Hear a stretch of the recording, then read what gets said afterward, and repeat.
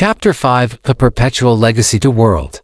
More than honest, an honest man, as the saying goes, is the noblest work of God. Muhammad was more than honest.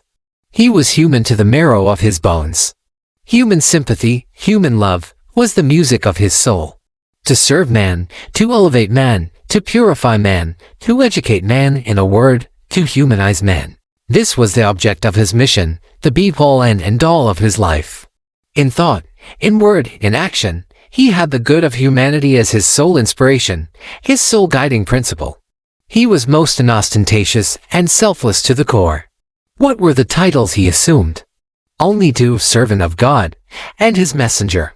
Servant first, and then a messenger. A messenger and prophet, like many other prophets in every part of this world, some known to us and many not known. If one does not believe in any of these truths, one ceases to be a Muslim. It is an article of faith with all Muslims. Looking at the circumstances of the time and the unbounded reverence of his followers, says a Western writer, the most miraculous thing about Muhammad is that he never claimed the power of working miracles. Miracles were performed, but not to propagate his faith, and were attributed entirely to God and his inscrutable ways. He would plainly say that he was a man like others. He had no treasures of earth or heaven. Nor did he claim to know the secrets that lie in the womb of the future. All this was in an age when miracles were supposed to be ordinary occurrences, at the beck and call of the commonest saint. And when the whole atmosphere was surcharged with supernaturalism in Arabia and outside Arabia. Scientific orientation, a legacy from Muhammad, he turned the attention of his followers towards the study of nature and its laws to understand them and appreciate the glory of God.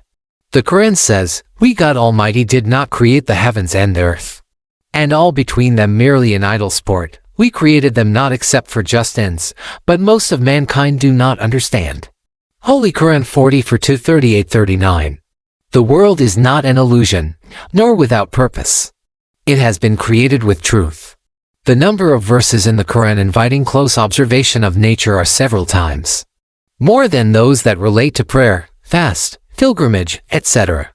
All put together, the Muslims, under its influence, began to observe nature closely. And this gave birth to the scientific spirit of observation and experiment, which was unknown to the Greeks.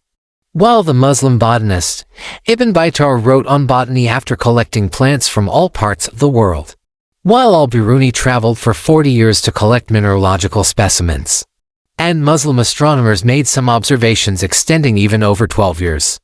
Aristotle wrote on physics without performing a single experiment, wrote on natural history carelessly stating, without taking the trouble to ascertain, the most easily verifiable fact that men have more teeth than animals. West's debt to Arabs for science. Galen, the greatest authority on classical anatomy, said that the lower jaw consists of two bones. A statement accepted and challenged for centuries until Abdul Latif took the trouble to examine a human skeleton. After enumerating several instances, Robert Briflet concludes in his well-known book, The Making of Humanity, the debt of our science to the Arabs does not consist in startling discoveries or revolutionary theories. Science owes a great deal more to the Arab culture. It owes its existence. The same writer says, the Greeks systematized, generalized, and theorized. But the patient ways of investigation, the accumulation of positive knowledge, the minute methods of science, detailed and prolonged observation, experimental inquiry, were altogether alien to Greek temperament. What we call science arose in Europe as a result of new methods of investigation, of the method of experiment, observation, measurement, of the development of mathematics in a form unknown to the Greeks. That spirit and these methods were introduced into the European world by the Arabs.